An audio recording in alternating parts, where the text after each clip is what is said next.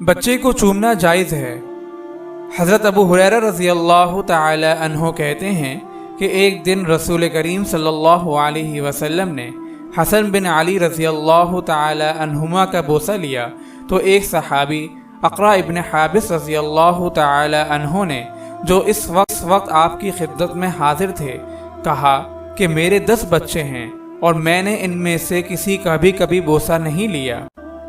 رسول اکرم صلی اللہ علیہ وسلم نے یہ سن کر ان کی طرف دیکھا اور فرمایا، جو شخص رحم نہیں کرتا اس پر رحم نہیں کیا جاتا، یعنی جو شخص اپنی اولاد یا مخلوق اللہ پر لطف و شفقت نہیں کرتا اس پر اللہ کی رحمت و شفقت نہیں ہوتی۔